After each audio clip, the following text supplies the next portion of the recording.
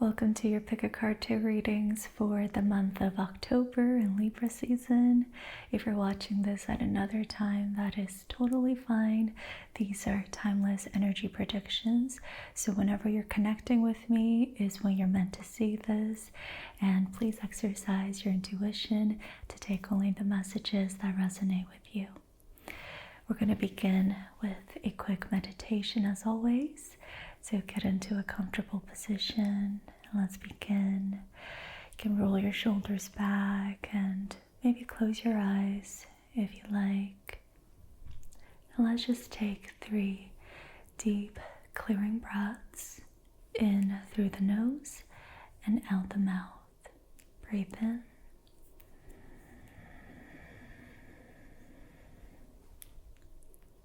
And out.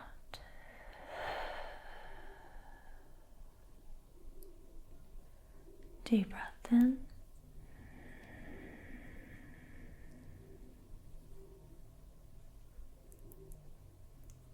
And out.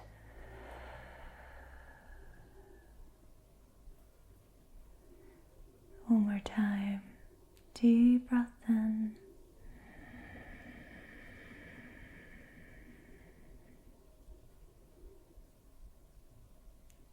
And out.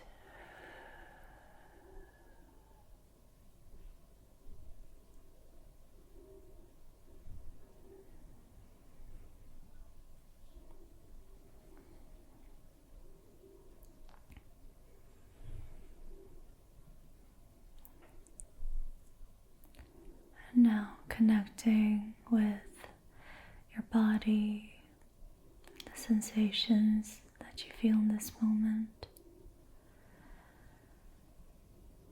Sink into your seat with every exhale.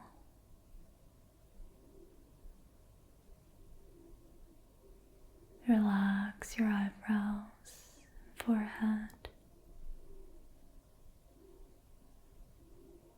Soften your gaze.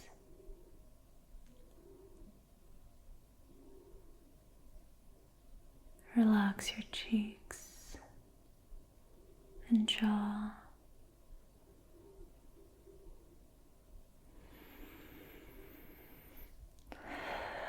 Lower your shoulders.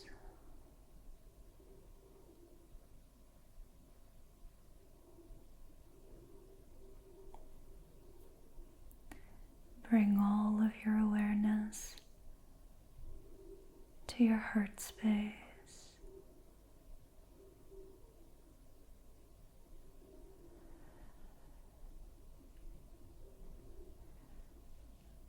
Breathing softly with the belly.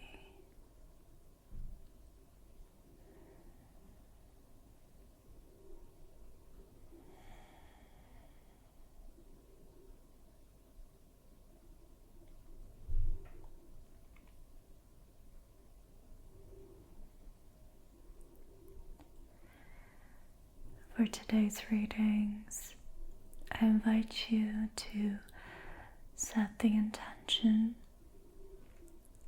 to receive all the messages through your heart space and take only the messages that resonate emotionally, energetically.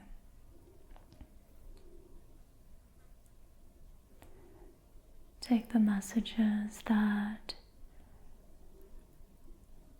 light you up or restore a sense of clarity or acceptance or understanding.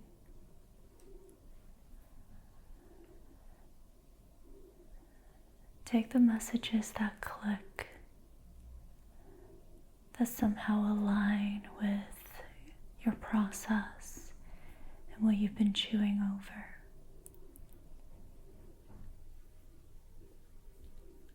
And take the messages that inspire self-ownership and responsibility and more love.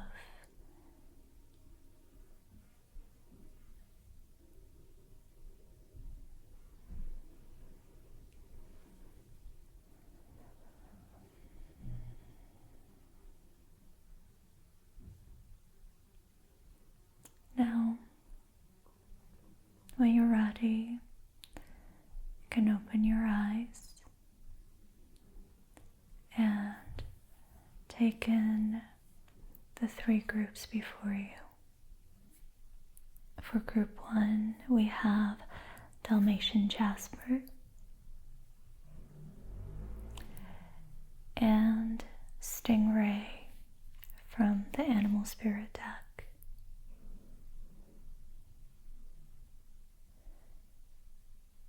For group 2, we have rose quartz and oyster.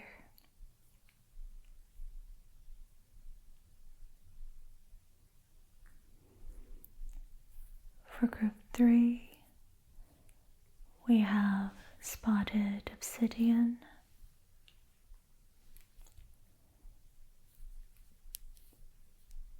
and fox.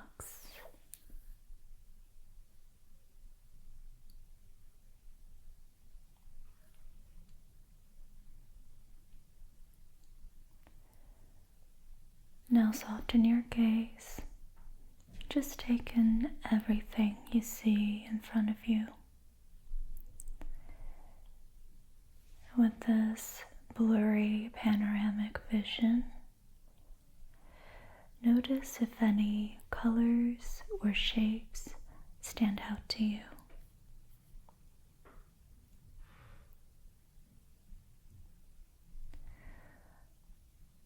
Where do you feel a pull?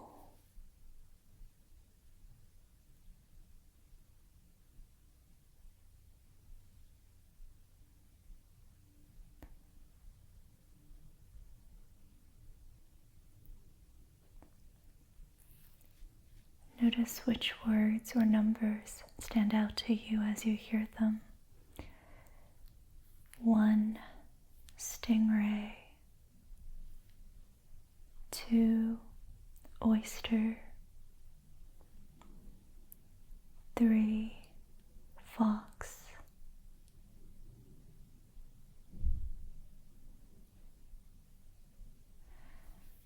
4, Dalmatian jasper.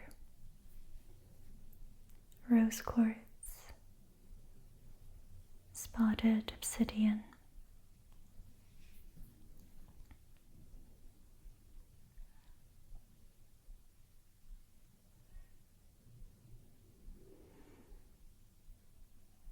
And as always, you don't have to think too hard. These are general readings, and in my experience, they often all apply, but just to different aspects of my life. So you're welcome to start with one and then move on to the rest after.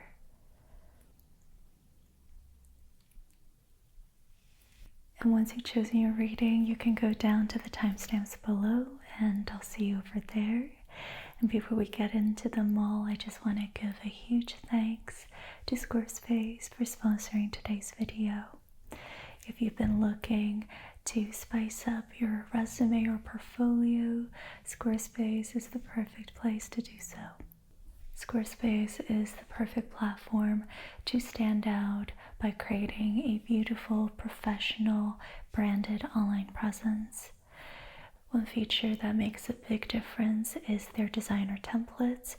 They're clean, modern, and make your work look polished and branded without the hassle. You can also integrate social media directly into your site. So if you're active on platforms like Instagram, LinkedIn, or YouTube, your portfolio can stay dynamic and up to date. And with built-in SEO tools, your portfolio isn't just beautiful, it's also discoverable by the right audience. So if you're ready to showcase your work in a way that's professional and uniquely you, head to squarespace.com for a free trial. And when you're ready to launch, go to my link, squarespace.com/ediyasmr to save 10% off of your first website or domain. Thanks so much, Squarespace, and thank you for being here. Let's get into Group 1's reading now. If you chose Group 1, Dalmatian jasper, or the stingray card, then this is your reading. Hi Group 1, welcome to your reading. Today we are using the Rider-Waite deck, and let's begin with your current energies. Wow, the Two of Cups flew out with the Three of Swords. Let's put that back and see if they come out again. I want to shuffle properly. So depending on what cards we get for your current energy, you'll know if this is your reading. Group 1, what do we need to know about Group 1's current energy? Group 1.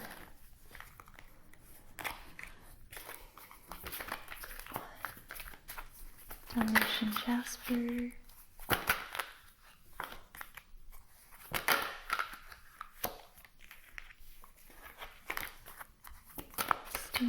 Dalmatian, jasper, Group 1.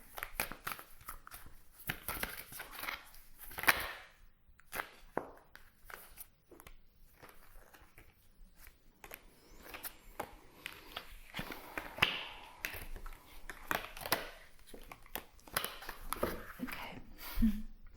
We have the Two of Cups and the Three of Swords again, so they definitely want to be here. I'm also noticing the double helix in the Two of Cups. Stingray image also has the double helix, which is a medicine symbol, right? It's about healing. I think it's also connected to Hermes, if I'm correct. I'm not sure about that.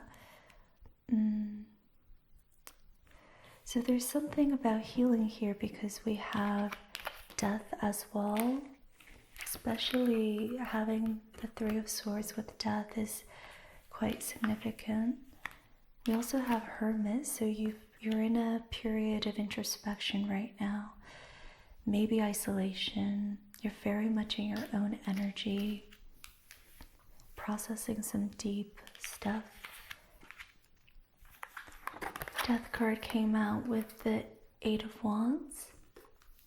So there's a lot of progress you're making in terms of releasing an old self, old beliefs, old perspectives. You are changing rapidly. Okay, let's slow this down. Let's begin with the Hermit now. We also have the Seven of Wands, by the way.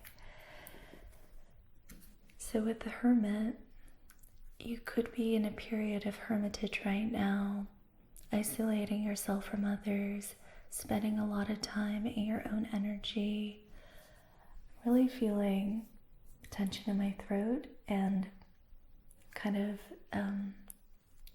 getting a little tongue-tied. So that might be connected to this somehow. You're spending a lot of time in your own energy, getting to know yourself more deeply. You're reconnecting with parts of yourself that you otherwise would dismiss if you were too influenced or stimulated by other energies. So I think it's quite important to you at this time to be with yourself, to eliminate external factors so you're not influenced or distracted. You really want to see yourself deeply in order to let things go, in order to have a death and rebirth. It seems like you're making a lot of progress in this. You could be nearing the end of this process because we have the Seven of Wands transitioning into the Eight of Wands. The Seven of Wands is about being very boundaried, kind of having your guard up a little bit, protecting your boundaries, and maybe kind of keeping to yourself, not revealing everything. I'm hearing step back, like there's a lot of self-protection here. And this energy is moving into the Eight of Wands, which is that of movement, progress, momentum. It could signify communication and travel as well. Change. So things are changing. You're making progress. You're no longer so self-protective or defensive. You might be slowly coming out of your hermit phase because you're nearing the end of your death and rebirth. And I think what you're mainly letting go of is your ability to perhaps give and receive love. The Three of Swords points to times when you might have felt betrayed or abandoned or just deeply hurt when it comes to your heart space. When I see the swords digging into the heart like this, I think of times when we lose connection because of our minds, our mental narratives, what we think is happening, and how that closes us off from connection. And so in terms of relating to people, I think there are previous experiences you're grieving and processing and letting go of, experiences where you were not met in love, in connection, in feeling, in being held. So this can be about previous heartbreaks, unprocessed breakups, relationships. Can also be things that happened in your childhood, missing attachment, abandonment wounds, that sort of thing. With the Two of Cups here and the double helix really standing out in this reading, it's like you're healing your ability to connect with people. You're healing your ability to give and receive love. You're clearing your heart space. You're opening your heart space back up for the potential of feeling more deeply in the future, allowing deeper connections in the future.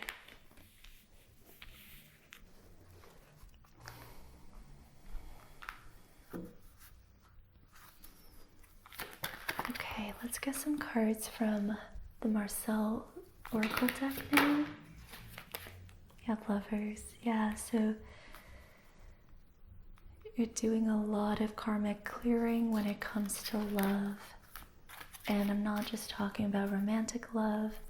This could be your ability to show up for your friends, your ability to show up for your family, how connected you are with your parents. Are you coming from a place of resentment or actual appreciation?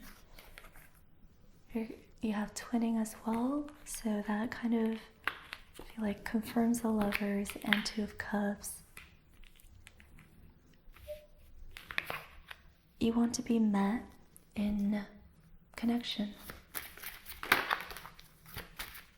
And you want to meet others deeply as well without letting them down.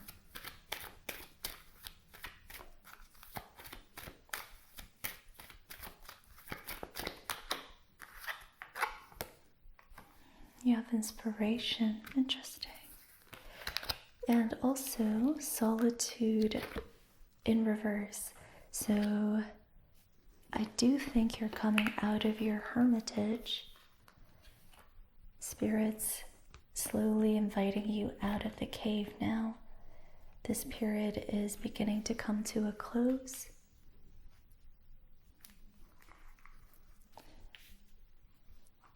Tell us more about inspiration here. I'm going to get a message from the Work Your Light deck. Tell us more. You're breaking the chain, ancestral patterns, healing, rewriting the future. So somehow you've been quite inspired and moved to heal ancestral patterns, generational trauma, what's felt like a curse holding you back from connection. Noticing the heart in this image. You're rewriting the future, you're breaking the chain. You've been inspired somehow to do this. You've been moved to do this. Feeling my throat again. Tell us more. What does group 1 need to hear right now?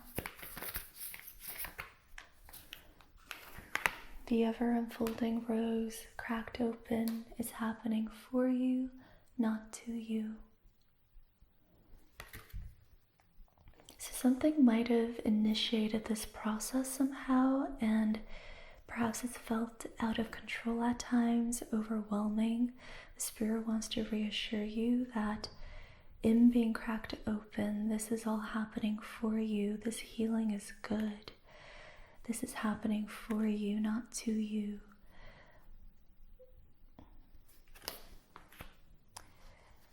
You've been cracked open. There's so much about the heart space here, especially with the 2 of Cups and the 3 of Swords. It's like you feel the desire to connect. You feel your ability to love, your desire to love, and you also feel everything holding you back from that. Everything in the way, everything obstructing connection. So there's this tension in your heart space, and that is what's being cleared with death here.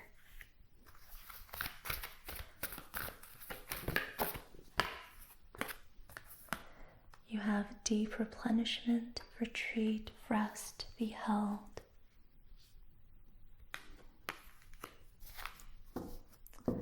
This is a really deep process. You're being invited to make sure that you're prioritizing rest right now, that you're taking care of yourself, taking care of your body, that you're holding yourself in this process.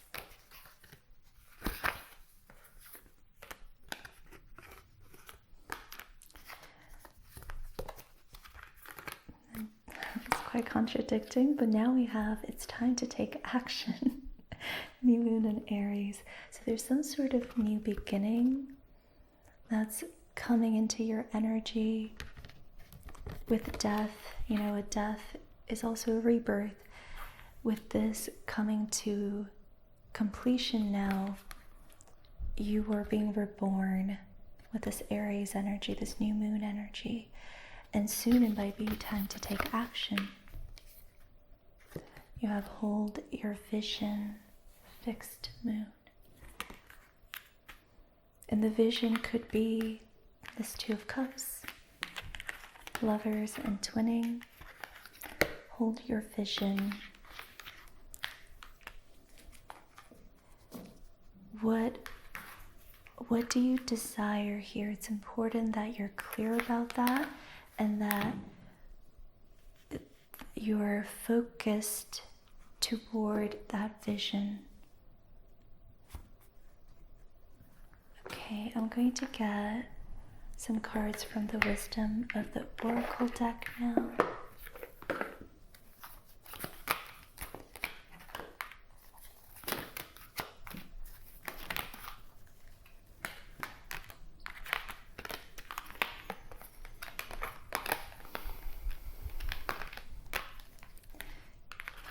You have soulmate and new life.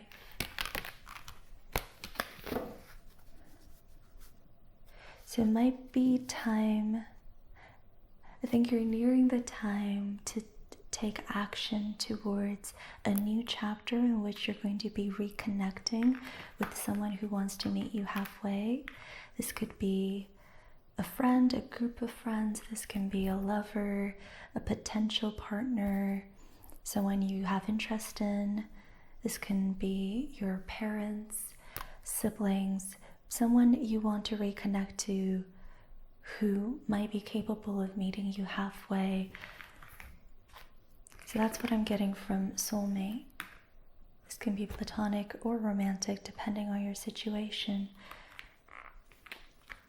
But I think you have someone in mind, someone you want to reconnect with, someone you want to kind of let your guard down around.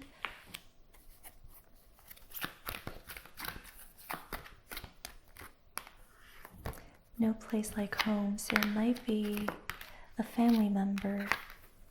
You have mending as well. This is strange. Okay. This is starting, so I've already done group 3's reading. This is starting to sound a lot like group 3's reading. But we're just gonna keep going. I trust spirit. And I think we might notice like the polarity that we're reading for. This could be the polarity that group 3 is going to be reconnecting with. We have no place like home and mending, so this could be reconnecting with a family member that you might have fallen out of touch with. You're mending a connection in the near future, someone who really makes you feel at home, literally or figuratively. Someone that you deeply trust on some level. You're wanting to return to that sense of feeling at home, feeling comfortable with each other, feeling a sense of belonging and safety with each other.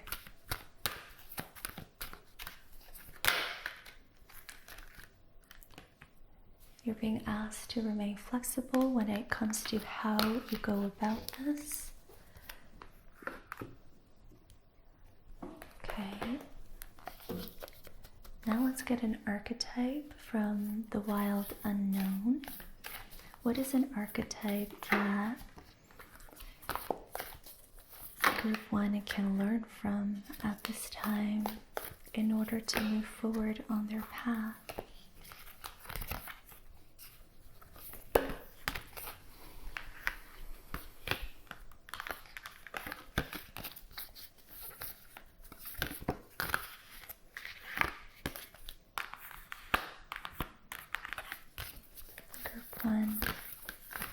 Group one.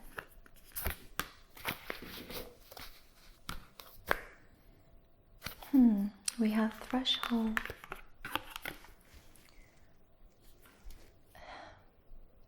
And I can't tell if this is something that you're being invited to do now or if it's in the near future. But there is a sort of threshold that you're going to have to overcome very soon, and it's going to feel sort of like jumping into the fire, really leaping into the unknown. I think you're quite scared of this right now. Yeah, I think you're afraid of this. You're not sure if you're fully ready to cross this threshold. It's going to feel like risking something and leaping into the unknown, taking a leap of faith. Give us another archetype, please. What else? Okay. Okay, maybe this is not about your family. We have Eros. Interesting. Okay. Let's go into the guidebook so we can learn a little bit more about this card.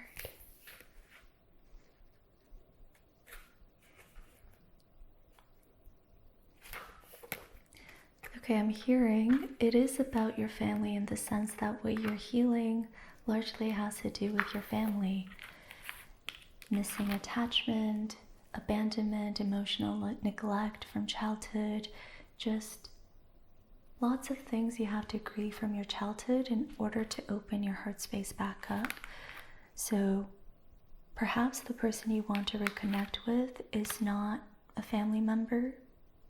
Perhaps the person you want to reconnect with is someone you feel a lot of eros towards, but you need to reconcile unprocessed feelings regarding your family in order to have space for this.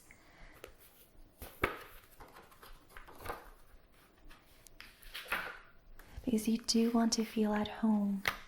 It's important that you return to a place of feeling a sense of belonging, safety.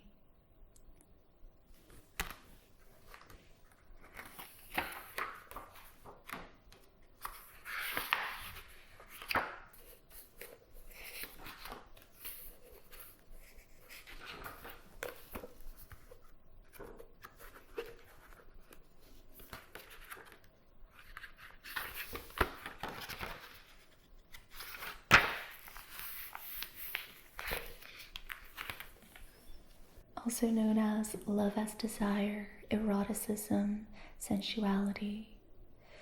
Though Eros can be depicted as unbridled sexuality and eroticism, a more contemplative understanding of this archetypal energy,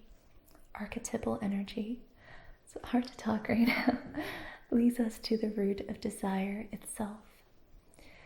What do we long for? Why are we awakened by love? What makes us hesitate in the face of intimacy? Eros reconnects us with the primal longing to merge with another human being, nature, music, art, plants, food, or anything that we perceive we are separate from. Eros allows us to momentarily unite. Our heart embraces otherness, and in doing so, we further understand her own. Our life force awakens. This card reveals an inevitable initiation into love's labyrinth. You may find yourself swirling into a new territory of desire and sensuality. Explore the labyrinth with a curious and honest heart. And remember, though the way is circuitous, you are always being led toward its center. When light, this is passion, playfulness, sexual health. When dark, it's madness, projection, obsession. To go deeper, you can look into Love Sonnet 11 by Pablo Neruda, or Basket of Figs by Ellen Bass. Plato reminds us that Eros can be experienced as platonic love. It is activated when we witness beauty and truth in the world, when our barriers soften. The Hindu goddess Lalita, she who plays, can help activate Eros energy. She is also known as Kameshvari, Empress of Desire. Okay, so this can be about your family if you want to read it that way. This can be about a friend. There's some sort of desire here, love as desire, that you're being invited to embrace. There is a desire to merge, and it's a really primal, ancient longing, and that's something to honor, acknowledge, and embrace. The desire to unite and to no longer perceive ourselves as separate.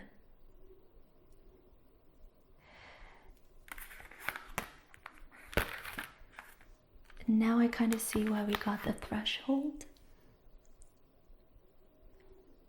You may find yourself swirling into a new territory of desire and sensuality. There is an inevitable initiation into love's labyrinth with these two cards.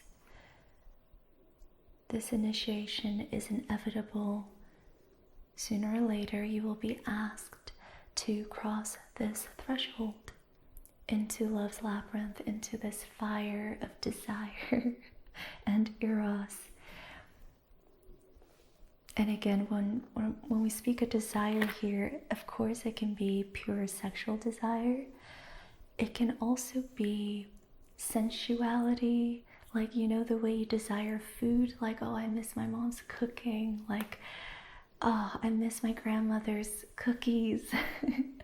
Oh, the way they tasted, the way they smelled, like, that is desire too. So it can be very platonic. as well.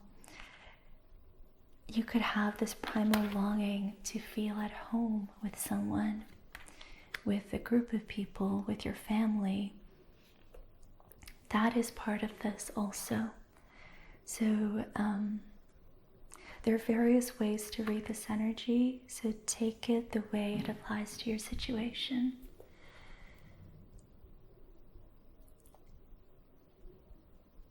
But to put it simply, it's time that you acknowledge it's time that you acknowledge this longing for connection, this longing to actually let down your guard, let down your walls, and merge with another. It's time to acknowledge how primal and ancient this longing is, and how when we honor this longing, we need to follow through by crossing a threshold and taking a leap of faith and really step into something that can be quite confusing and maybe messy and overwhelming at times. And all of that is in service of Eros, of love, of intimacy.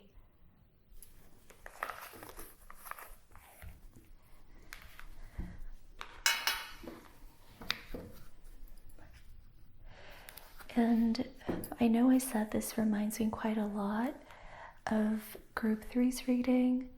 At this time, I'm starting to feel this more as the masculine polarity, the one that kind of has to initiate more in your situation. Group 3 was more about receptivity to this. In your energy, I'm reading you as needing to let down your guard, come out of isolation, and initiate reconnection. So that's more of that yang energy, that masculine polarity where energy's being invited to be more external, more outward facing, more push than pull. And you don't have to identify as a masculine in a connection. You don't have to be male. It's just that whatever you're wanting to reconnect with is inviting you to take on that polarity where you're the one in more of a push energy and a more initiatory energy. Yeah. And the person or people you're going to reconnect with will be in more of a pulling, attracting, receptive energy. Okay, let's go into the animal spirit deck now. What is an animal spirit that Group 1 can work with?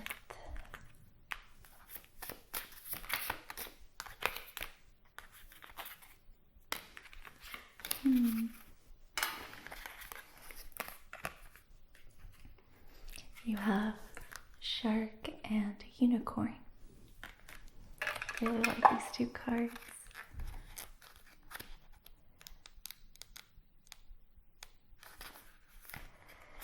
So the shark is about directness, exposure, revealing true nature, and desire.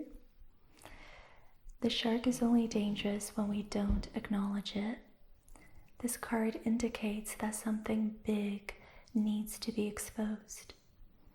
It's lurking in the depths and creating tension. Shark energy takes over us when we are hesitant to be honest, to be totally ourselves, or to say what we really want. It may be tempting to continue pretending nothing is wrong, but when shark energy is at play, we feel its presence encircling us. When in balance, this is intriguing, captivating, mysterious. When out of balance is sneaky and destructive. To bring into balance, you need to be honest. So I think it's time that you come out of your shell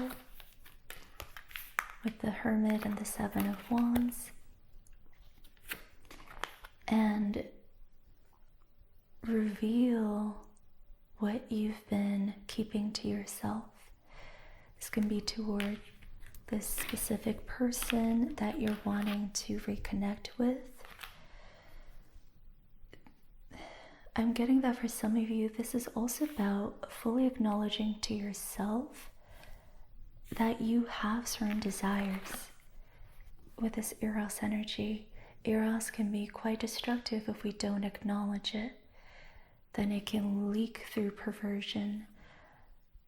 Eros, when honored, is pure and beautiful and honorable. And so there's an invitation to do that as well, to acknowledge that you have desires, that there is this sensual part of you, there are these longings, and to kind of purify them by making them conscious and no longer suppressing, ignoring, or distracting, because that's when they come through in destructive, obsessive, or shadowy ways. We also have Unicorn.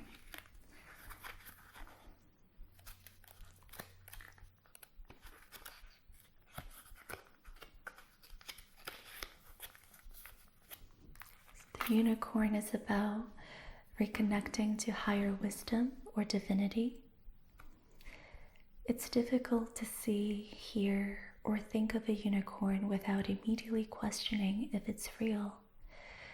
Did they ever exist? Perhaps long, long ago. The mind answers, maybe, or it could be, or no way. This very contemplation, it explains our relationship with divinity and encapsulates our wavering belief in the unicorn. We wonder what divinity is. We wonder where our intuition comes from and if we can really trust it. Didn't I talk about that earlier? We think about a higher power and our mind hesitates between yes, no, and maybe. Is it male or female? Does it have a name? Is it just a feeling?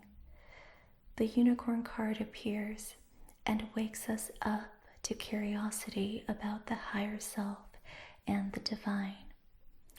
It is a card of questioning, exploring, and contemplating the inexplicable. The mind's eye knows there is something beyond our day-to-day lives here, a deeper dimension to our experiences. The mind's eye reaches and reaches and reaches out to grab something more. You are the unicorn, and you have begun your quest for the answers. And this also coincides with the sixth chakra, so your third eye is about seeing clearly, trusting your vision, trusting your intuition. You're really wondering if you can trust your intuition right now. And if this is about someone that you're interested in, that you want to connect with, maybe you're like, do they even see me like that? If this is about reconnecting with a family member, again, it's like, do they even want to reconnect with me? Is it worth putting myself out there like that? Am I simply just going to risk getting hurt again? And because we already talked about this earlier, I think it's very clear now that we have this card, that Spirit wants you to trust your intuition. With the unicorn card, you're accessing your third eye. Your intuition is being very clear with you. You just need to get over doubting yourself. And this is also about connecting with something that seems too good to be true. There's something about divinity here, you know? And that reminds me of, where's that card? Did we not get the Hierophant? I swear we got the Hierophant. Okay, maybe we didn't. Am I hallucinating? There's Hierophant energy here. Like what your intuition is guiding you toward, what your vision is really revealing, is how you're going to connect with divinity, with something greater than yourself. It's a path towards something higher. And that could also be why your mind is sort of in the way. There's a sense that this is too good to be true, or this is too good for me, too good for this life, too good to be true. Yeah.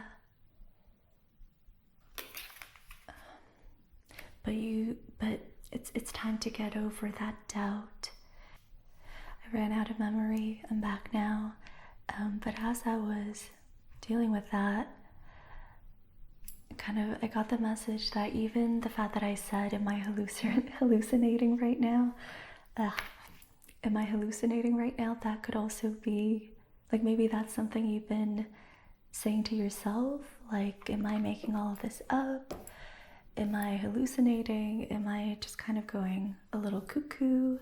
Or am I being obsessive? Get out of your head. Listen to your intuition and get out of your head. Oh, yeah. Confirmation, 9 of Swords. So there's been a lot of thinking, a lot of overthinking, and not really being sure about which thoughts to trust and which thoughts to dismiss. Just get out of your head altogether and follow a deeper impulse. Hold your vision and follow a deeper impulse. Move toward the threshold that scares you. Okay, now let's go into your near future energies.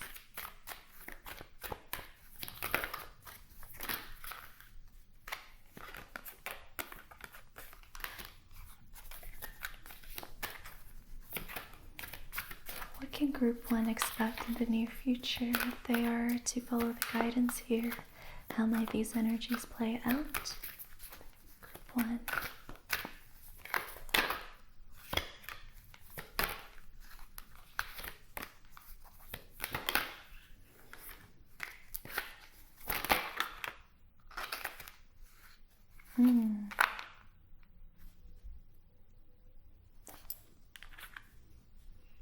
We have the 5 of Swords as your bottom deck energy here, so this confirms that you are mending something with someone. Where's that mending card? So a situation that you might have walked away from, you are turning back around to mend it. And we have 2 Knights. So yeah, this is definitely the more masculine polarity with the Knight cards. You also have the Sun and the Star. This is a beautiful confirmation. There's a lot of healing here, a lot of trust as well. You're rediscovering trust in something greater than yourself. With the Star, you will be learning to restore faith in something greater. Be learning to reconnect to synchronicities and serendipity and your ability to follow the signs, to kind of follow the breadcrumbs toward your vision. With the Sun card, this is inner child healing. It's almost like a nice little omen that you're doing the work right now, and I know it's been hard, but you will be rewarded by a sense of protection and support from something greater than yourself, sense of safety and revived sense of vitality as well, and innocence and openness and joy.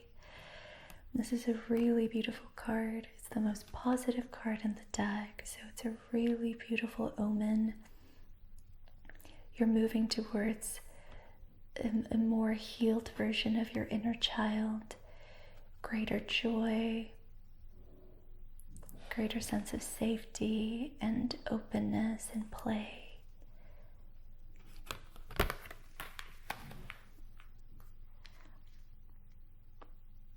And there's also something here about not fearing the darkness anymore. There's a lot of light, you know, even at night you have all of these stars. Like, we don't have the moon here, we have the star instead. So it's like you're going to have clarity around your intuition, around things that you might not be seeing so clearly right now. You're going to have some sort of revelation around that. With the star, the stars will kind of give light to them, even in the darkness. And then with the sun as well, the sun comes after the moon, the sun illuminates. So there's some sort of clarity coming. That's a really strong message. There's also something about not being afraid anymore, not being afraid of the dark, because even at night there is illumination.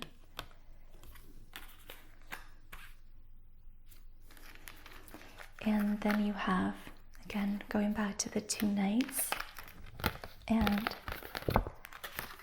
the 9 of Pentacles. The 2 knights are headed toward this elegant lady in the 9 of Pentacles. So there's something you must initiate in the near future, and Spirit is inviting you to embody these 2 knights when you initiate. With the Knight of Cups, this is about having your heart on your sleeve, offering your cup of emotions, like with humility, you know, like, here's what I got. I'm not hiding, I'm not pretending, I'm not, like, this is about transparency and openness and humility, and just kind of knowing where you are, knowing where you're at, and offering what you can. There's a softness to that. Again, humility comes to mind. Yeah, humility. As in, like, Spirit's like, don't front, you know? Don't try to, like, puff up your chest and be something you're not. Be transparent. Be humble. Be honest. Show up honestly, that's it. And show up with your feelings. Be honest about your feelings. With the Knight of Pentacles, be steady and grounded and rooted at the same time. Offer a sense of steadiness. Communicate that you are resourced inside. Like, or, you know, embody a sense of resourcefulness. Embody a sense of steadiness. That's important here. So it's not about getting swept up in your emotions and losing yourself in that, or, you know, yearning and longing and chasing. It's not that. It's being with your emotions and also being steady, being rooted, being firm. That's really important. And also taking it one step at a time, not to overwhelm yourself or the other person. Hold your vision and trust the process. Take it one step at a time and trust the process. And the Knight of Pentacles here, I think, is simply the person that you're going to be reconnecting with. Like, she's just minding her own business, doing her own thing, unassuming. And I'm saying she, but of course she can be any gender. This is just the person being in a more receptive energy. So maybe there's something here about like needing to suss that out. Like, are they receptive? Let me test the waters. And once you know that they're in this embodiment, that's when you can kind of initiate an honest conversation or opportunity to reconnect. Yeah. So it's kind of like, you know, if I want to have a deep conversation with my mom, I want to make sure she's in a resourced place. I don't want to just overwhelm her. So I might reach out to her when I get a sense that she is resourced for the conversation that I want to have with her. So it's like that. Okay, I'm going to leave you with one last message from the wisdom of the oracle.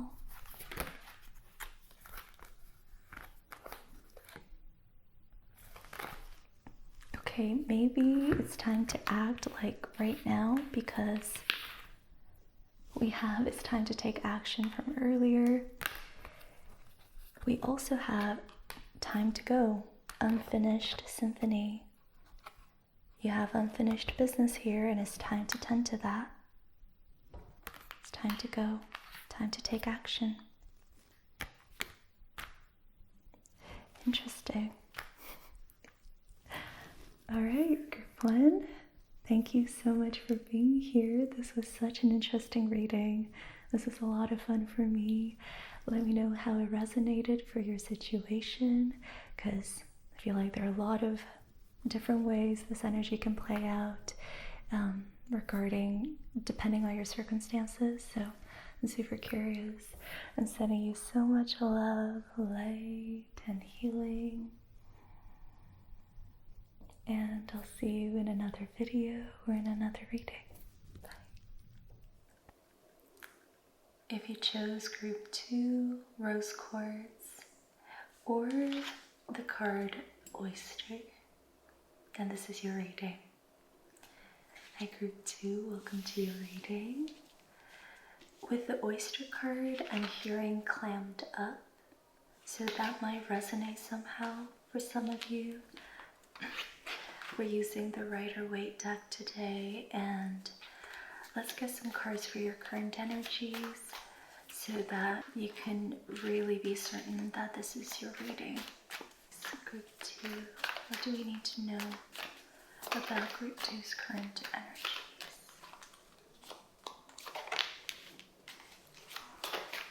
Group 2, oyster, rose quartz.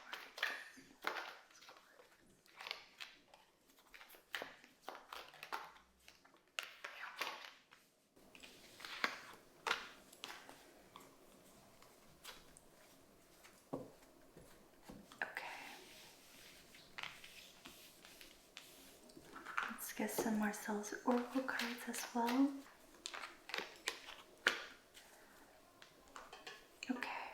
Okay, let's start with the Knight of Swords, confirmed by restlessness and tangled. So it seems like you've been feeling quite restless. Could be really overwhelmed by your thoughts right now.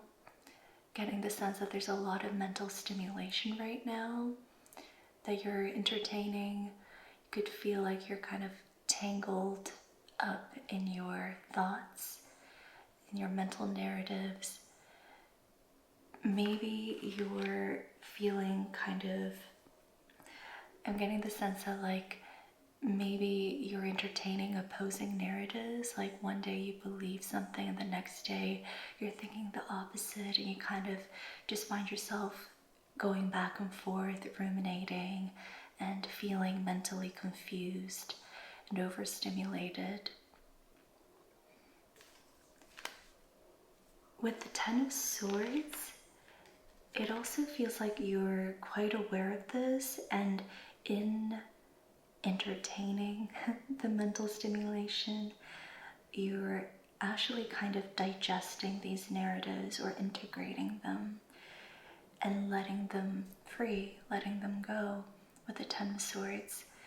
The Ten of Swords is about surrendering mental narratives, letting things go that just no longer apply, that are just no longer true, seeing past certain perspectives and realizing that perhaps your perspective before was limited and now you're finally seeing the truth, which sometimes can feel quite uncomfortable. It could come with like a sense of defeat and resignation, or even betrayal, like you were betrayed by your beliefs and thoughts or narratives. But yeah, it seems like I get the sense that you're okay with all of this that's happening at the mental level, and you're kind of allowing all of it happen, all of it to kind of, your thoughts to surface, so that you can sift through your restlessness and untangle yourself and release the narratives that don't serve you anymore, that no longer apply to your current situation and perspective. With Freedom and Angel and the Lovers, well, and Justice, there's a strong sense of protection here. Like you're very protected energetically, spiritually speaking. The Angel and the Lovers is standing out to me. And I think you're feeling the sense of protection as well. It's like you know you're being guided somehow. You could be receiving downloads and insights that feel quite significant to you at this time. You could be feeling quite spiritually connected, like you're being led to your karmic justice, or that you're receiving your karmic justice at this time, and you're kind of, being led out of the cage, if you will, in this freedom image. You're figuring out how to untangle yourself and free yourself from the cage. And this might be a mental cage, a cage built up by narratives that you used to believe, and now you're freeing yourself of them and feeling a sort of guidance and protection from something beyond yourself with Angel and the Lovers. You're aligning to a higher kind of truth. You're aligning to freedom, a true sense of freedom. Yeah, so the main message here is you're untangling yourself from narratives that used to limit you. And as you're doing this, your mind is working overtime. It could be quite exhausting. It could be feeling really restless. Maybe you're struggling with sleep.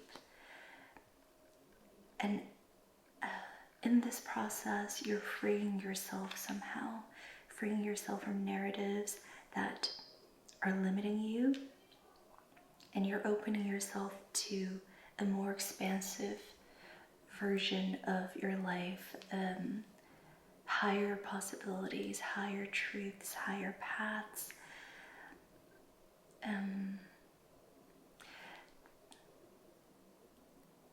Higher possibilities is standing out. It's like, I think you might start to kind of recognize that you can be leading your life in a completely different way. There are opportunities you can say yes to that you might have previously felt intimidated by, and now you're like, I think I can do it. And maybe the intimidation is not as big as it used to be. Okay, now let's get some wisdom of the Oracle card.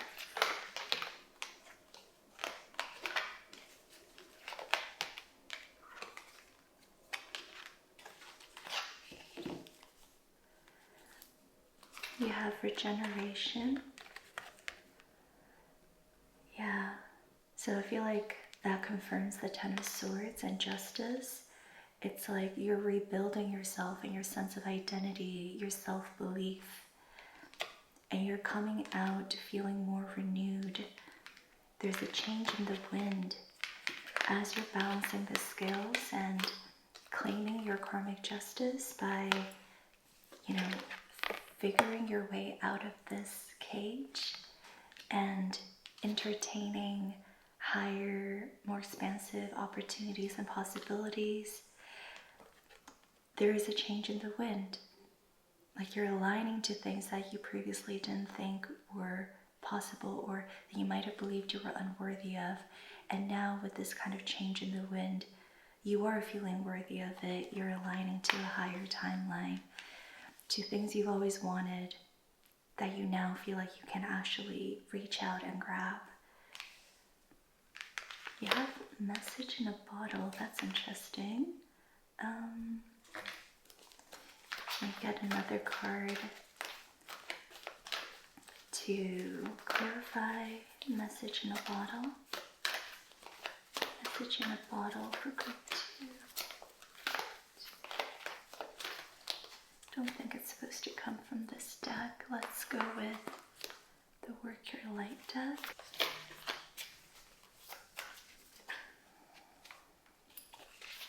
You have Keepers of the Earth. You are not alone. Ancient ancestors stand beside you.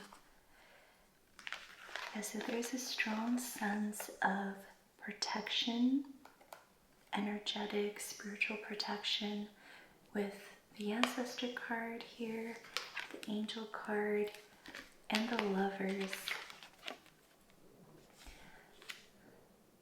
So you could be receiving really significant downloads and insights at this time.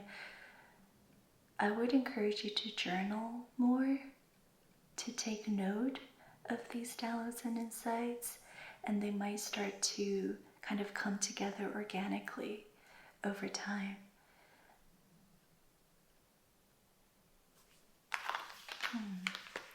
You also have Warrior Woman. Have you answered your deepest calling? So I'm hearing for a long time it might have felt impossible for you to actualize your deepest calling. And this reminds me of Group 1's reading from last month.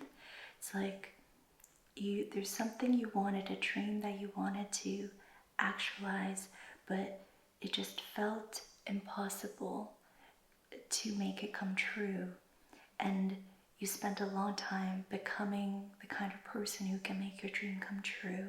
And now, with justice in your current energy, it's like you are that person now. You've released the last bit of limiting beliefs and narratives holding you back. You are that person now. You are aligned to your highest path with the Lovers in your current energy.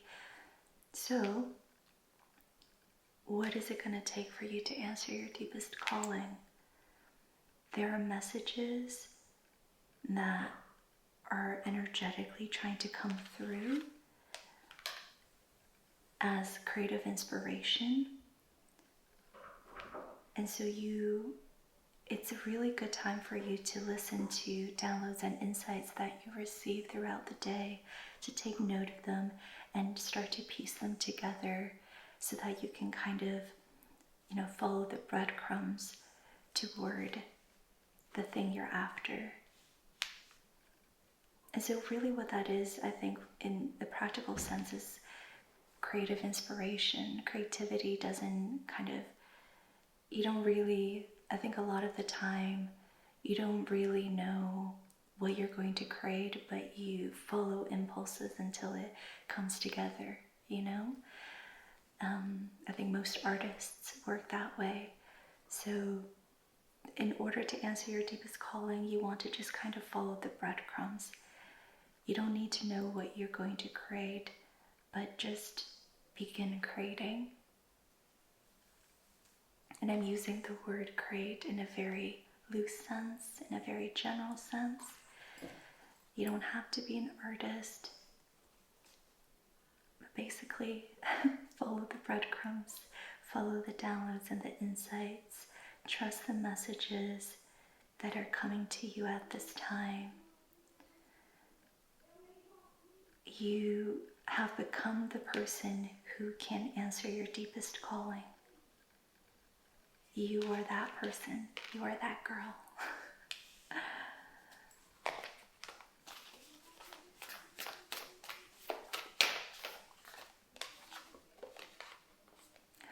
You have new moon in Virgo, the time to give rather than take.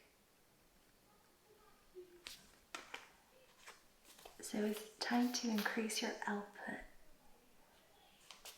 It's time to share something with your environment, your surroundings, your community,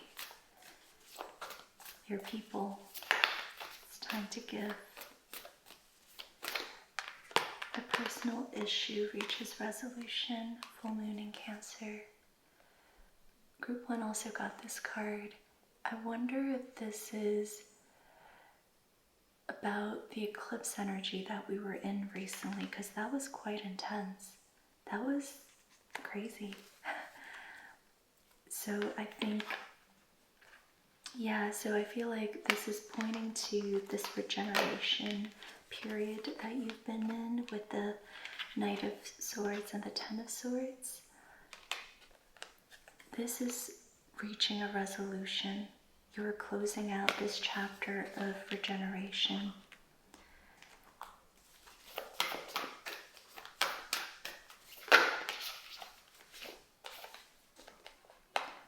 Work through your fears. New moon in Scorpio. I think I used the word intimidation earlier. So do what you need to do, even if it intimidates you. Talk to the people you need to talk to, even if it intimidates you. And I'm remembering something I said in Group 1's reading last month about fears. It's like, I think at this point you're not actually afraid, but you just have the habit of being afraid. And so test your fears. You might surprise yourself in how easily you handle them.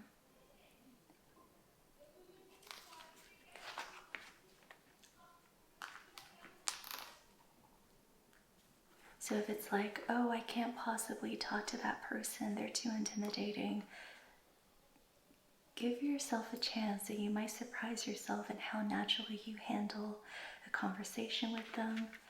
If it's like, oh, I can't possibly post on Instagram, I'm just not that person, I think you are that person now. Give it a chance.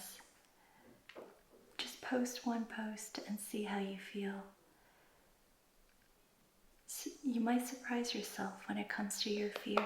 You might surprise yourself by the recognition of how much you've actually worked through them. Now, can we get an archetype for Group 2? What can Group 2 focus on at this time to move forward on their path?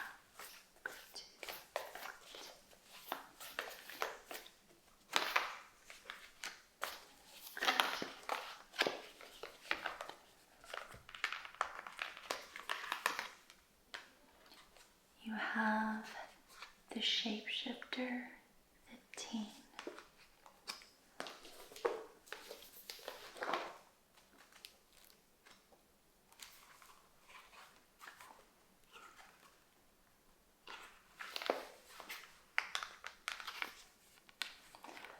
Also known as the Trickster, the Elusive, the Formless.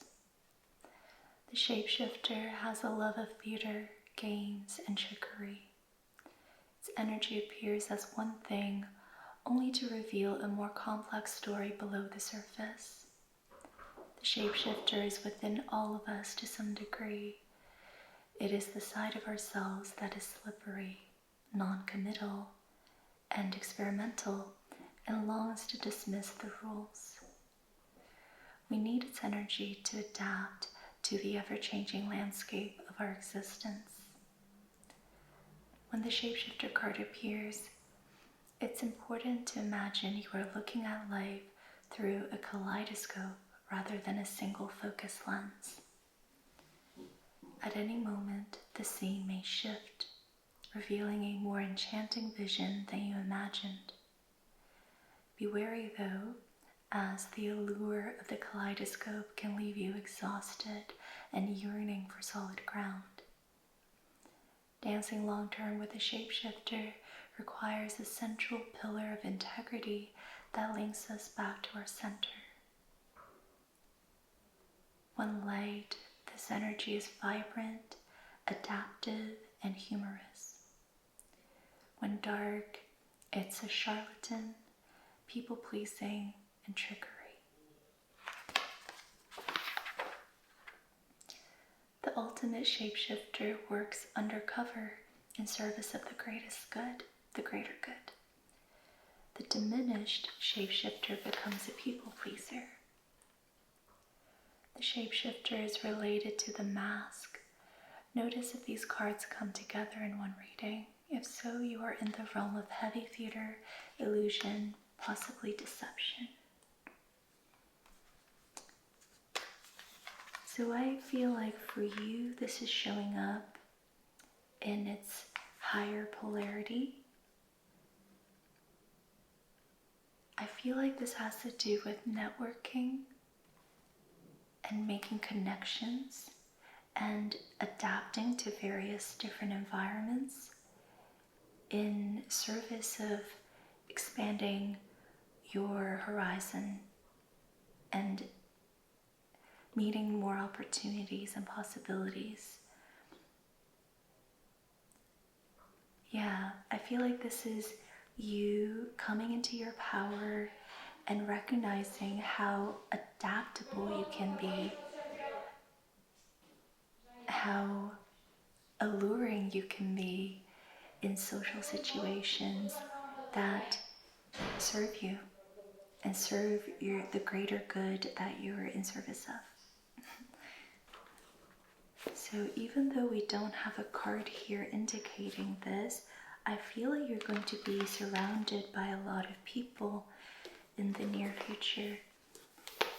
And let's see if we get a card confirming that later. But first, I want to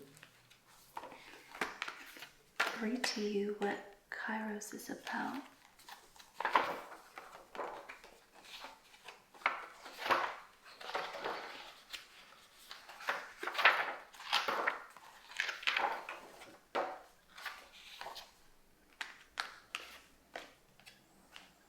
Also known as mythic time, synchronicity.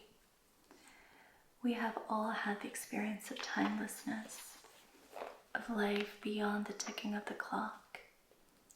It may be felt as time standing still, slow motion, or tracking time, or losing track of time on a walk or in a lovely conversation. This is known as mythic timing, and it is the territory of Kairos. This card suggests there is a secondary time continuum that goes beyond any earthly clocks and schedules. Within this non-linear realm, we access divine timing. A single moment ripens with auspiciousness, and our actions change the trajectory of our whole life. Time becomes a living thing that watches over us and tells us precisely when to speak or act. When this card appears, it's all about patience and precision. No clock can guide you. Wait for the rush of inner knowing and not a moment longer.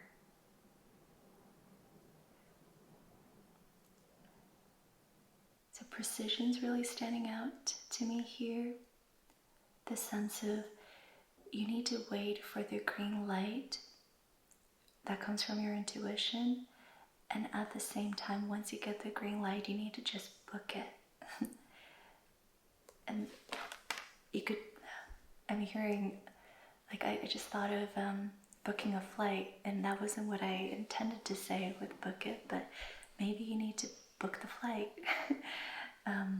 Book that trip, book that appointment once you get the green light from your intuition.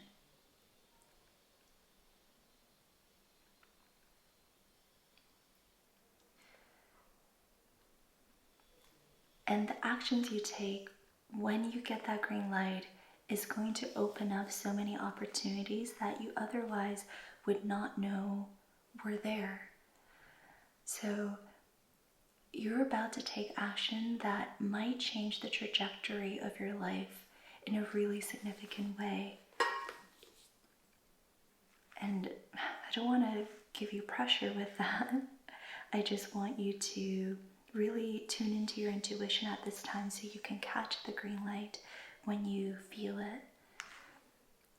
Wait for that rush of inner knowing and book it.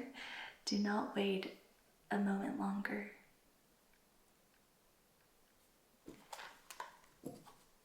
There's a sense that if you wait too long, it might pass you by. So there's something quite time sensitive here. Maybe you've been thinking about booking something. If that resonates, then you might want to book it now. Maybe this is that single moment that is ripe with auspiciousness. So if you feel that, if you're like, oh, I'm getting chills right now, book that appointment or book that flight, book that trip, book that meeting, or take action in whichever way feels right for you in your situation. Whew.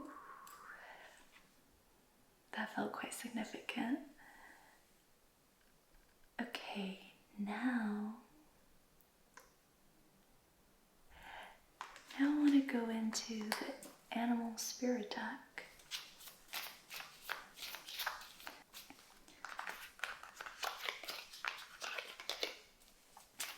Group 2, oyster. You have deer. It fell out earlier, but I felt like I didn't shuffle enough, so I kept shuffling and it fell out again. So this message really wants to come through. Loving, intuitive, graceful, the mother. The deer represents the feminine aspects of earth energy. This energy is available to all creatures, regardless of gender, but is especially potent in new parents. During the first few days, they are fully present, nurturing, and calm. Their inner beauty radiates, and a sense of grace calms the room. A deer personality affects others in this way, drawing them toward a quiet tenderness. The deer card may appear when a birth or celebration of new life draws near, or when a situation calls for absolute gentleness and compassion. When balanced, this energy is receptive, compassionate, and nurturing. When out of balance, it's concerned and protective. To bring into balance, connect with nature and children. So, there's an upcoming celebration of new life. We can take this literally. We can also take this symbolically. I think for most of you, this will be symbolic. Unless you are becoming a parent, and that is that, auspicious mythic timing when you give birth. Yeah, so take it how it applies. For me personally, I'm taking this as a symbolic thing, that my new life is near. And Spirit's inviting you to move towards it with a lot of grace, receptivity, compassion, and a nurturing feminine energy. That feels important somehow. The situation calls for your gentleness and compassion, that if you show up this way, you will align more naturally to the opportunities that will be present. Okay, let's go into your near future energies now. What can we expect in the near future for group 2 if they are to follow the guidance here? What can group 2 expect in the near future? How might these energies play out? Can you tell us more about the Emperor and the Ace of Swords? I think you're going to be connecting with someone with a lot of fire energy in the near future, someone with the King of Wands sort of energy, someone who holds a masculine polarity in relations to you. I'm getting really strong Aries energy here, someone who's like quite bold in their action taking, who might inspire you to be the shapeshifter, put yourself out there a bit more and take the chances when they present themselves with Kairos. So this could be a friend with, really strong Aries energy, and they kind of invite that out of you.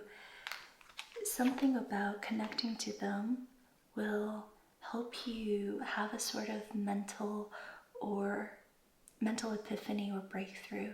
It could be a breakthrough in communication as well. Maybe you're simply connecting with this friend, communicating with them in regards to future opportunities and plans. This can, of course, also be romantic. Maybe this Emperor, King of Wands personality is bringing in information that will offer you a sort of epiphany or breakthrough in your thinking. It will change your mindset or perspective somehow. So platonic or romantic, you're connecting with this fiery masculine energy in the near future. This can also be you. Maybe you're going to be the one with this sort of Aries energy, and you're going to feel called to be really bold, really to be a risk taker, to show up in a way that you might have shied away from in the past. But I'm hearing that because we got Deer earlier, I get the sense that this isn't you. I get the sense that this is a little more external. It's someone who's going to support your Deer energy. You will mainly be in Deer energy, this like feminine receptive state, and then someone's going to come in to complement that and to push you forward in an empowered way. And this might be platonic, might be romantic, just depends on your situation. But someone's going to get you out of your comfort zone. And that's really important here because it's going to completely shift your perspective, the way you think, the way you communicate, the way you see a situation.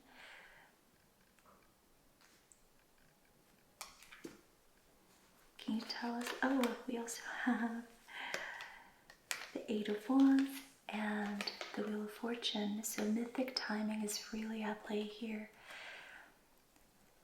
Kairos is really at play. This is confirmation. And with the Eight of Wands, a lot of things are moving in the background for the timing of things to align.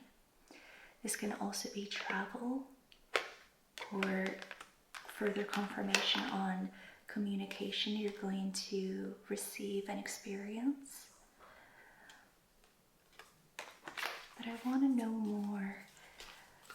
Tell us more about the Eight of Wands and Wheel of Fortune.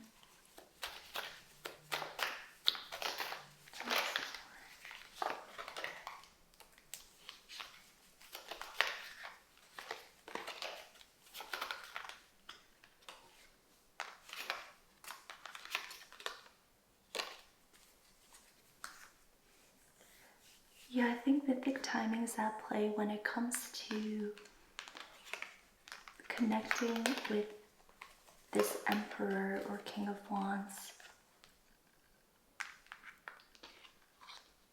and the venture that they're going to take you on somehow. Mythic timing is really involved, and whatever truth that's going to be revealed is quite important in your situation as well, with the Page of Swords and the Ace of Swords. It's like you're going to be exploring possibilities together. You're going to be brainstorming towards something, opening up a way of thinking about something. And it feels, I don't think it's a creative project. I usually say that when it comes to this sort of energy that feels collaborative, but I don't think it's a creative project. It might be planning for travel, planning for an event. It can be planning your relationship, your connection. It could be brainstorming about the future, something like that. It's a little more airy than what I would normally read in this sort of spread. It's more airy. It's like expansive conversations that open your mind, that make you believe in something, that excite you and help you feel more expansive and optimistic about the future. This conversation is quite important here. And I think it will be a very important breadcrumb that you're going to, come across as you move toward your deepest calling. And I will end your reading here, Group 2. This was a really interesting reading, and I resonated with a lot of this. So I'm here with you. Let me know how it applied to your life. I'm super curious, and I'm sending you so much love, light, and healing. And I will see you in another reading or in another video. If you chose Group 3, Spotted Obsidian, or Fox, then this is your reading. Hi Group 3, welcome. Today we're using the Rider-Waite deck. Let's go into your current energies and get some cards. If these resonate, then you'll know that this reading is for you. If they don't, you might want to come back another time or go to another group. Group 3, Spotted Obsidian, Fox. Ooh.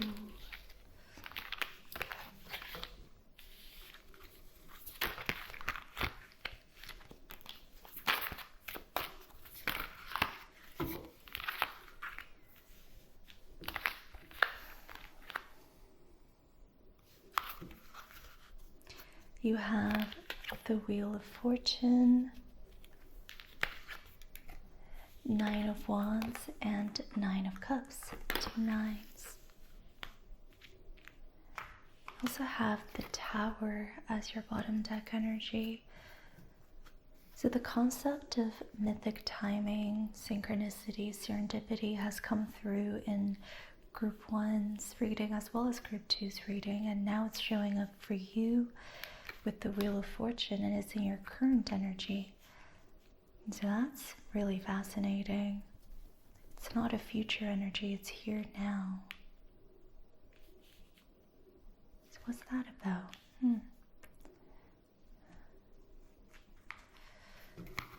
Okay, can we get a card to clarify the Wheel of Fortune? Clarify the Wheel of Fortune for Group 3.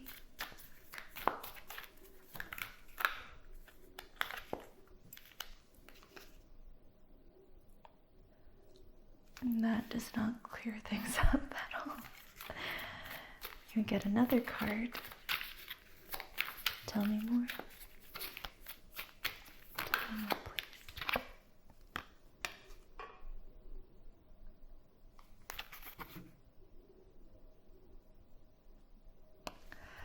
Okay, let's get some. Okay, Well, so we have the Three of Swords and the Ten of Cups for clarification on the Wheel of Fortune. Let's get some Marcel's Oracle cards as well. What do we need to know about Group 3's current energy?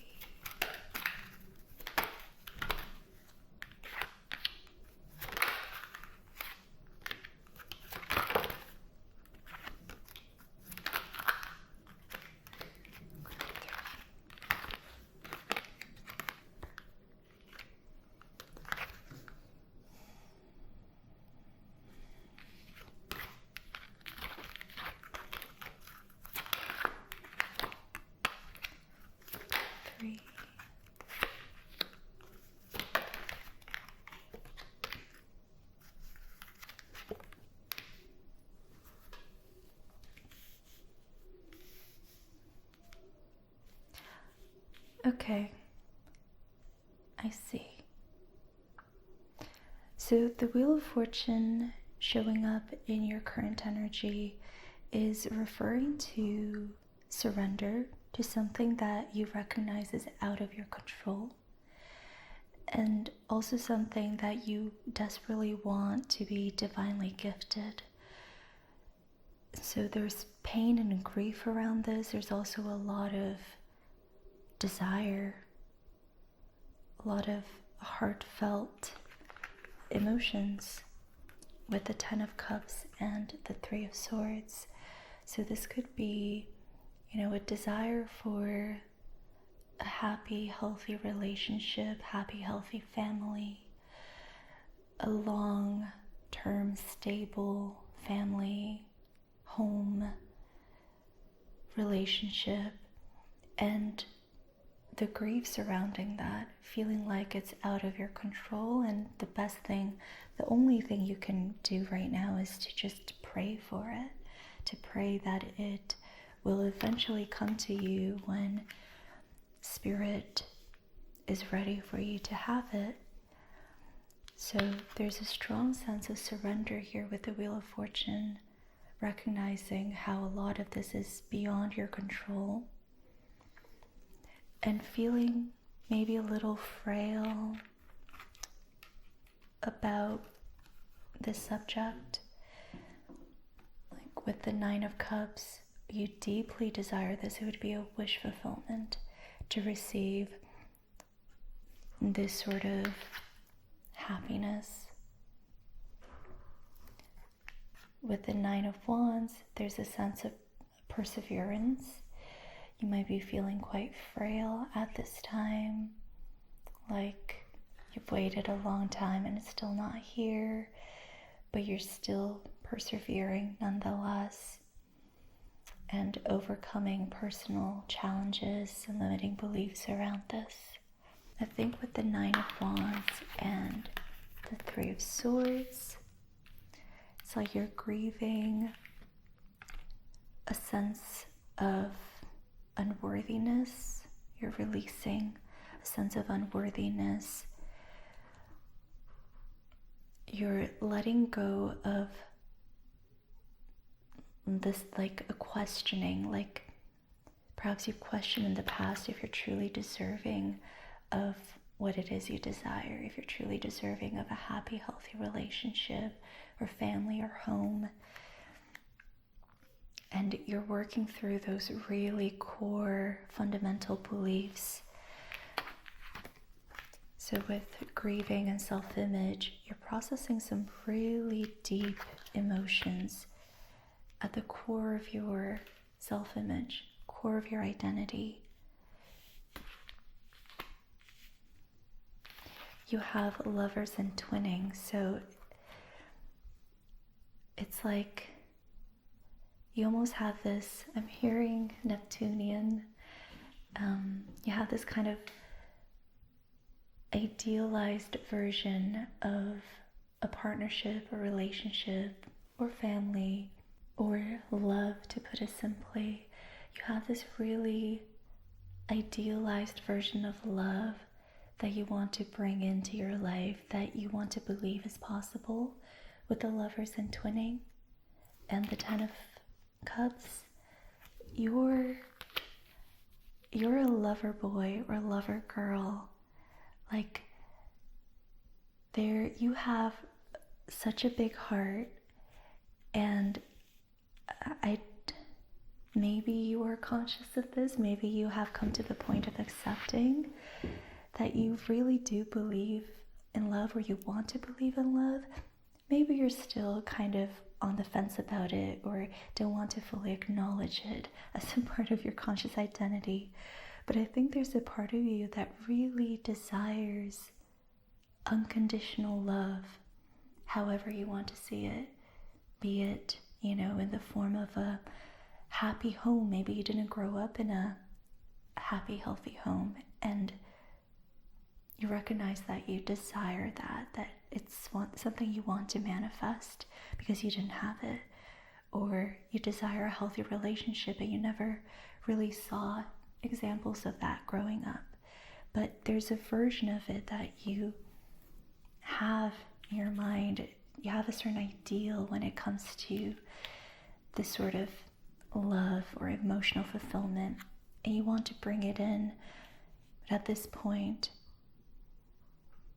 you're surrendering to the fact that it needs to be divinely gifted to you at this point. That you've done all you can in terms of proactiveness or taking initiatives. Like, you're trusting divine timing at this point.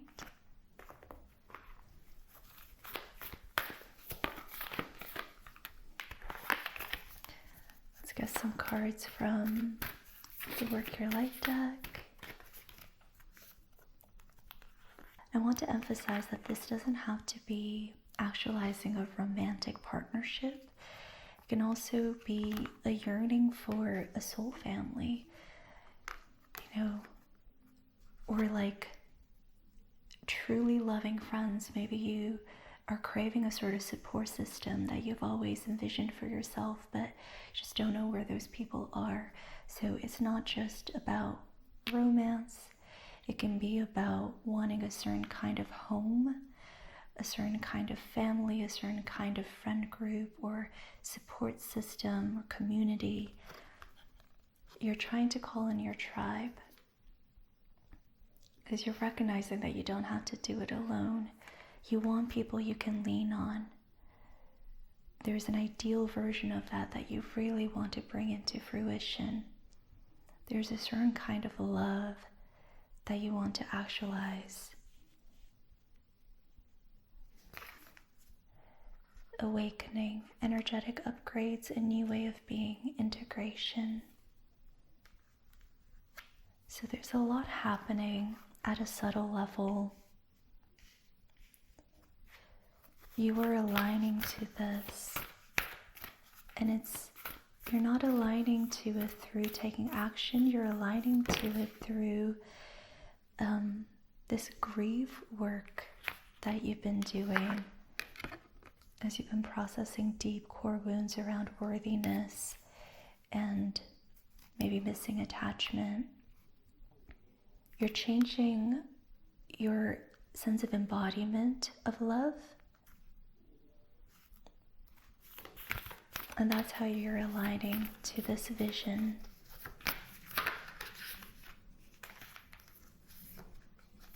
You have take a break, a life's work, not a season. Get off the treadmill.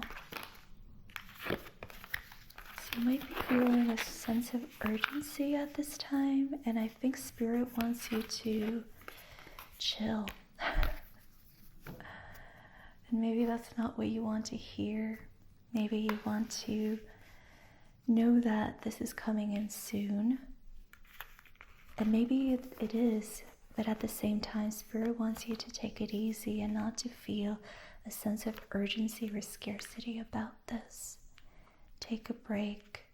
This is a life's work.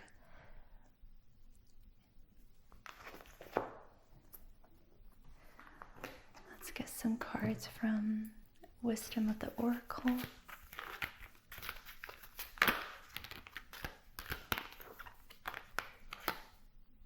Okay, you got the same cards as group 2. I'll just read them out to you, but then we'll shuffle some more.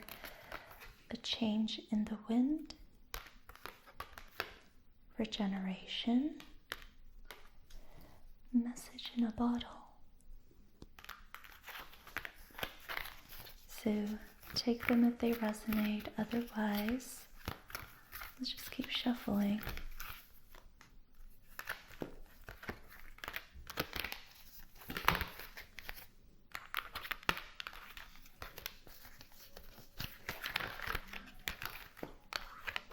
You have a change in the wind again. So things are shifting, even if you might not see the shifts, the changes. You have no place like home.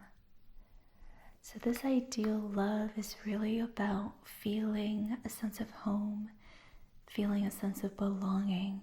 That is what you're trying to bring in, which is why it is connecting to core wounds around self-image and worthiness.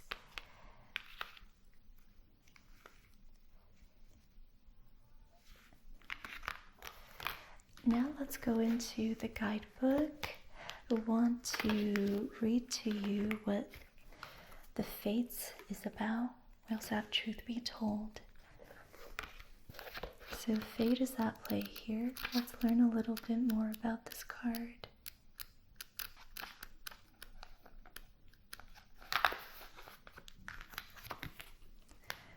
Fate, karma, acceptance that there are things you cannot change, and knowing what those things are. The Serenity Prayer sums up the meaning of this card. God, grant me the serenity to accept the things I cannot change, the courage to change the things I can, and the wisdom to know the difference. There are things in life you will never have control over. The conditions brought on by the evolution of the collective, by nature, and by your past experiences may be fated, preordained by spirit for a greater purpose you cannot understand in this lifetime. It may not be in your cards to understand why certain events occurred, but you can accept the mystery and work with what those events and your current circumstances have to teach you. This is the wisdom contained in the Serenity Prayer. So again, the prayer is, God, grant me the serenity to accept the things I cannot change, the courage to change the things I can, and the wisdom to know the difference.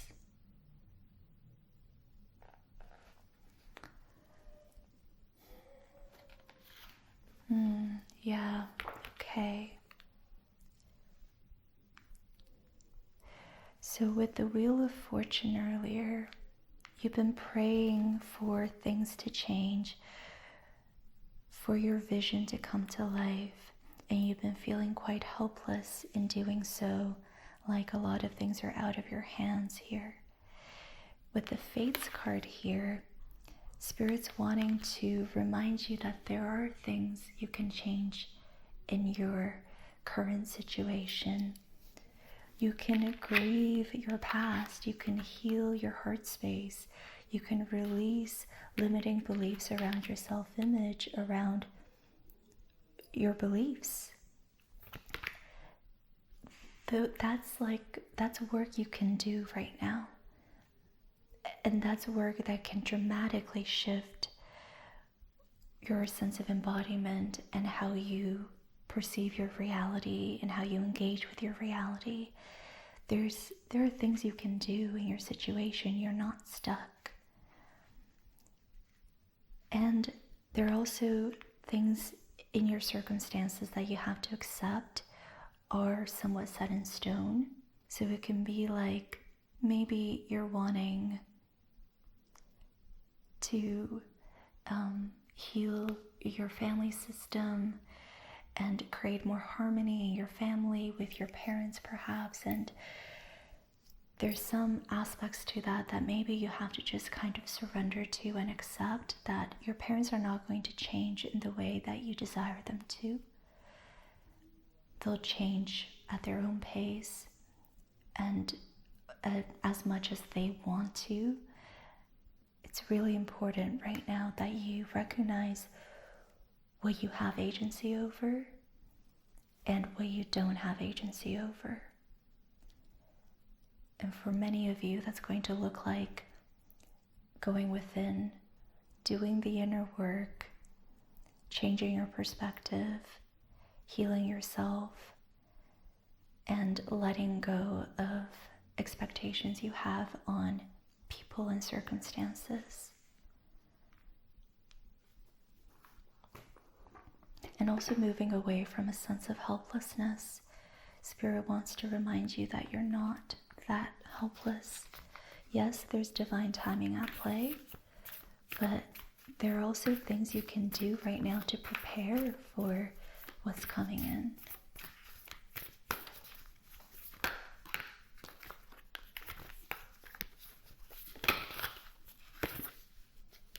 Adjustments are required, third quarter moon.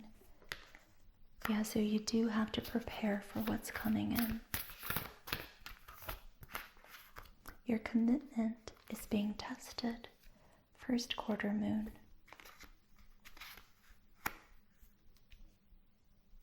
I'm hearing, do you really believe in this vision? How much do you really want this? How much work are you willing to put in for this to be possible? So I'm getting a sense that a part of you doesn't entirely believe this is possible for you, that you are worthy of this. And so that's where the work lies. How can you move towards feeling worthy?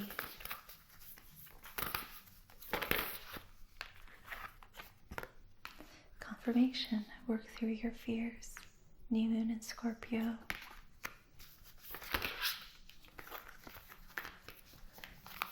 I'm also noticing that we got truth be told earlier.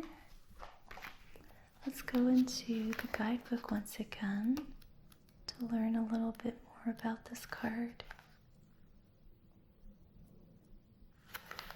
Okay, yeah, so this is further confirming the message that came through with the fates. This is about honesty, accepting things at face value, coming out of denial, the willingness to be transparent, and clarity of communication. There is the truth, which is the essence of a thing, and then there is a truth, subjective according to the philosophy of the adherent or believer. This is not a time for debate about which truth is truer. This is a time when you are called to proclaim your truth out loud and be willing to be transparent, honest, and open in your communication with others and with yourself. Nothing less than surrender to what is, peeling off the layers of denial that have kept you to an illusion. Be authentic and gloriously flawed, and Spirit will answer with miracles. And for the relationship message, people will tell you who they are very quickly if you're willing to listen to what they say and pay attention to how they behave. So for some of you, it's time that you had an open, heartfelt communication with people in your life in order to release expectations that you have on them, so that you can accept them for where they're at and meet them halfway, and also proclaim your truth out loud. That sounds significant here, like there's an aspect to this in which you have to really own that you want the 10 of Cups. You want that sort of perfect relationship, that perfect home, that perfect family, that perfect friend group, perfect friends, perfect community. That's really important to you. So it's important that you own this, that you let yourself know how important it is to you, and let your loved ones know as well if that's necessary in your situation. Okay, now let's get an archetype from the wild unknown. What is an archetype that group 3 can work with to move them along in their situation? Group 3.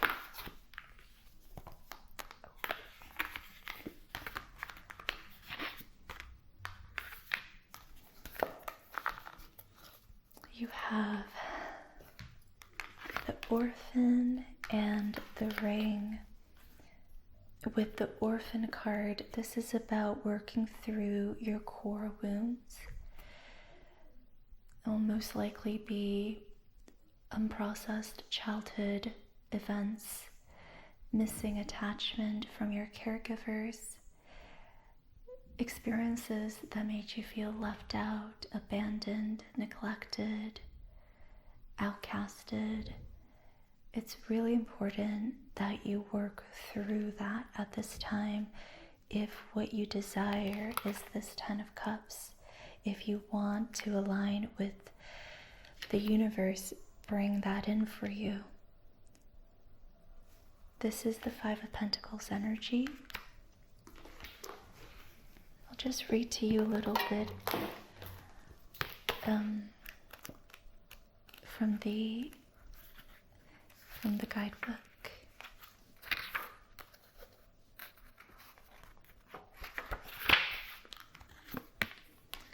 Also known as the wounded child, the abandoned, the beggar. Take refuge in the fact that we all share this core wound and dilemma. It is normal to fear this card as it haunts the caverns of the soul. When it appears, take time, real time, to be in presence of the feelings that this card stirs in you. Let it humble you. What are you starving for? What is the deepest gift you could imagine giving to others? What has been rejected is quite possibly what is most needed, dear one. When light, this is deep solace, deep acceptance, deep love. When dark, it's distanced, hates and avoids, controlling, limiting. Access this archetype through creative acts like drawing, painting, or writing. Keep it simple. Ask the orphan what it wants to draw, make, say. Tenderness beyond tenderness is required. Imagine holding yourself in your hands. Recognize that each one of us fears rejection and isolation is to take one step toward the orphan. More kindness, always.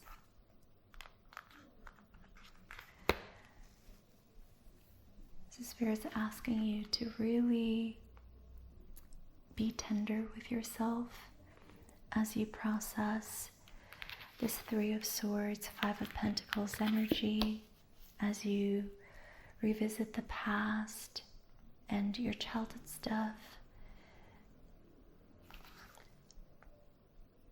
And recognize the fear of rejection and isolation that we all share. There's something about connecting to that and allowing that to help you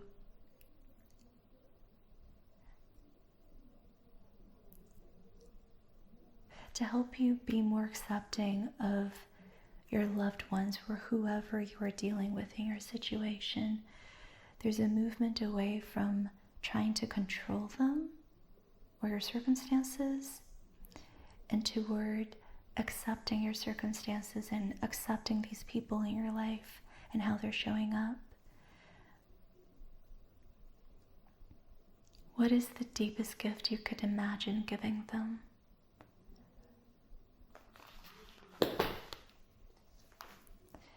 With the ring, I'm hearing your commitment is being tested.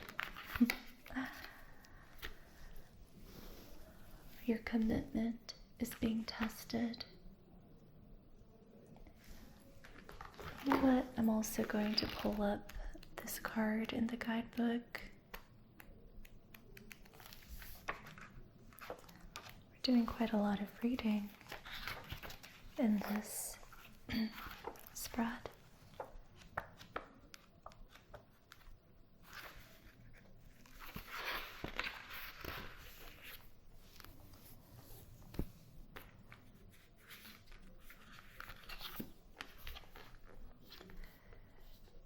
And I'm just going to read a little bit, I'm not going to read the whole thing. The ring challenges us to sense the cyclical, infinite nature of our world and experiences. Beginnings and endings fall by the wayside as we practice seeing ourselves as part of the cosmic circularity of creation. For this reason, it's no surprise a ring is worn on the finger to represent eternal love that surpasses space, time, and worldly things. This card calls us to deepen connection to self, other, and the world at large. Meanwhile, there may be a literal ring waiting to adorn your finger. I think some of you needed to hear that for a sense of hope. Don't give up hope just yet. This is a great time for you to really practice unconditional love. Again, if the Ten of Cups is what you truly desire, to be a match to your vision is to know what unconditional love is, to embody it. Be the thing that you're asking for, you know? So I think that's why we got the ring. Your commitment to unconditional love is being tested. Can you embody this right now? Can you embody connection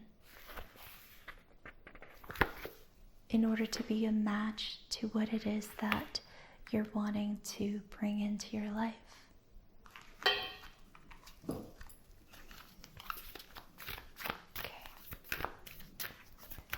Now, let's go into your near future energies. What can group 3 expect if they are to follow the guidance here? How might this energy play out? How might these energies play out?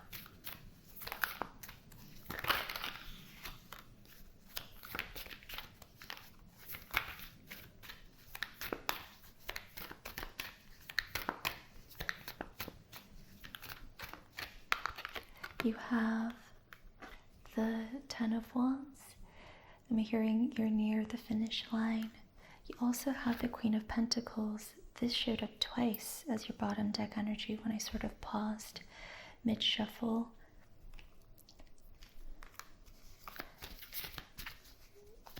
So you're moving toward feeling more resourced internally.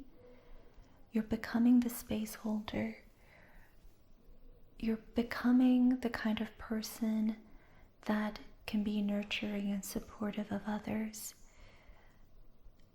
You know, it's that energy of a supportive, nurturing mother who holds space, who is abundant and plentiful in her energy and willingness to serve her family.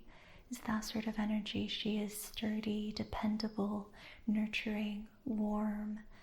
She'll bake you anything. She'll take care of your heart. She'll make you feel safe. So you're moving toward that sort of energy.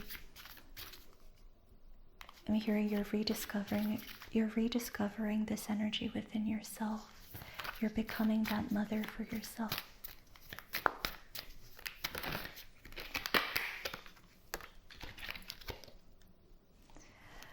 You have the Lovers.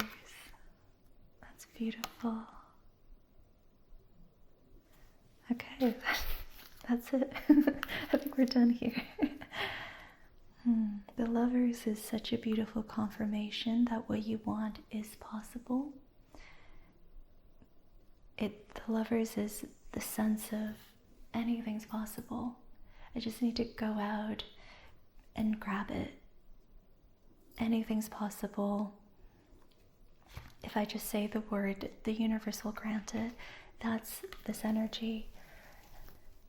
And you're aligning to that. You're aligning to your vision and coming into the recognition that what you want is something you can in fact cultivate in your life. So the path is opening.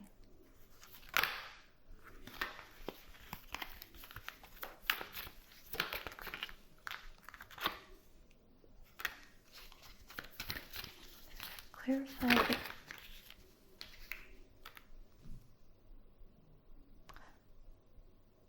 Okay, the path is opening. The Fool confirms that in a way. There's going to be an opening. You're going to be invited to step into the unknown somehow. You have the Tower and the Queen of Swords. I don't see the Tower as a negative card here, especially with the Lovers and the Queen of Pentacles. I think you're going to experience this in a way that's not going to rattle you, especially with the Queen of Pentacles. You're going to be very steady when it comes to this Tower, but there will be some sort of shakeup that will invite in. Okay, let's clarify the Queen of Swords. There's going to be some sort of shakeup. What is the Queen of Swords here to tell us? Queen of Swords.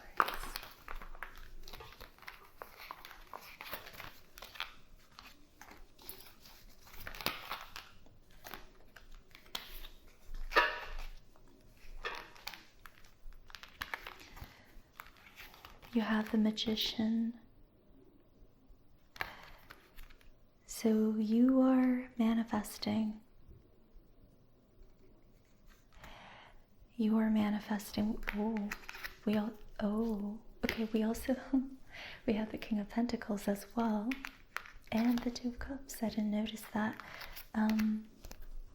So you are manifesting. Be careful of what you say because it might just come true. With the Queen of Swords, you want to really stick to your truth. Be honest. Have integrity when it comes to how you communicate, how you express yourself. Be firm and precise. Keep it short, is what I'm hearing. And this is going to be really important in the near future somehow. Somehow the way you're going to communicate is going to create some sort of shakeup in your life. And this is going to be good because it's going to open up your path and allow you to step into the unknown. Or maybe the shakeup is going to happen external of you. Like you might not prompt it, it's just going to happen, and then you'll be invited to be the Queen of Swords and speak your truth. Yeah. So again, with this energy, it's speak your truth, be honest, stick to your integrity, be firm, and also be firm with others. Expect truth and honesty from others as well. Have firm boundaries when it comes to your self-expression. And this will really put you in a magnetic energy that will manifest connection. Connection maybe with a King of Pentacles kind of person, because you came out as the Queen of Pentacles earlier. Again, this, I always say this, but this doesn't have to be romantic. This can be platonic. It's like maybe you're going to be feeling so resourced within, and then you might meet a friend who is equally in that place of, quiet confidence and resourcefulness. And you're just going to click, and you're going to be like, oh my God, I think I just met my best friend. This can be, of course, romantic. You might meet someone and kind of just feel a deep recognition with them, like you share the same cup. It's going to be mutual recognition and affection.